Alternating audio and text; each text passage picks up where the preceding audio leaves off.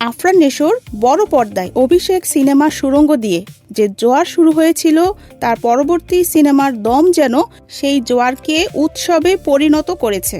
ছোট পর্দার ভার্সাটাইল অভিনেতা থেকে সিনেমার পাওয়ার হাউস হয়ে ওঠার গল্পটি নিশো আবারও প্রমাণ করলেন এই সিনেমার মাধ্যমে। সমালোচকদের মতে আফরান নিশো এমন একজন অভিনেতা যিনি স্ক্রিনে থাকা মানেই নতুন কিছু ঘটার অপেক্ষা।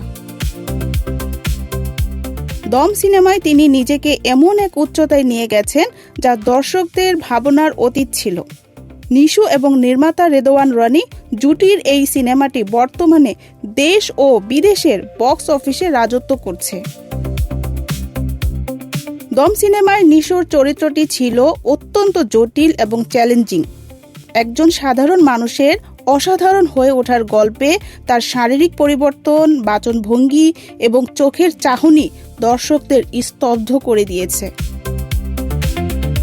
অভিনয়ের জন্য নিজেকে ভেঙে চুরমার করার যে সাহস তিনি দেখিয়েছেন তা তাকে সমসাময়িক অন্যদের থেকে আলাদা করে দিয়েছে।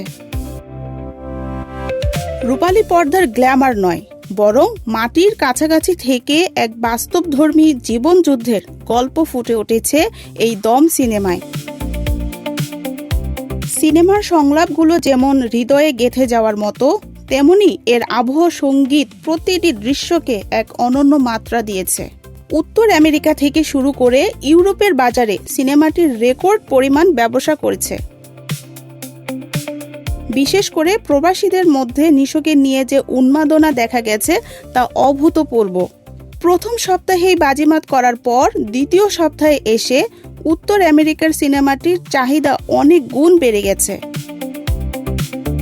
অনেক হলের শো টাইম বাড়াতে বাধ্য হয়েছেন হল মালিকরা।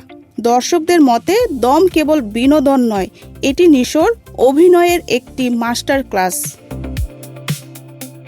যদি আপনি নিটোল অভিনয়ের ভক্ত হন এবং বাংলা সিনেমার গল্পের শক্তিতে বিশ্বাস করেন, তবে দম আপনার অবশ্যই দেখা উচিত। আফরান নিশোর অভিনয় দক্ষতা আর সিনেমার নির্মাণ শৈলী আপনাকে এক মুহূর্তের জন্য স্ক্রিন থেকে চোখ সরাতে দেবে না। আফরান নিশো প্রমাণ করেছেন যে পরিশ্রম এবং প্রতিভা থাকলে সিনেমা ইন্ডাস্ট্রিকে একা কাঁধে টেনে নেওয়া সম্ভব। দম শুধু একটা সিনেমা হিসেবে নয়, বরং নিশোর ক্যারিয়ারের অন্যতম সেরা কাজ হিসেবে ইতিহাসে নাম লিখিয়ে নিয়েছে।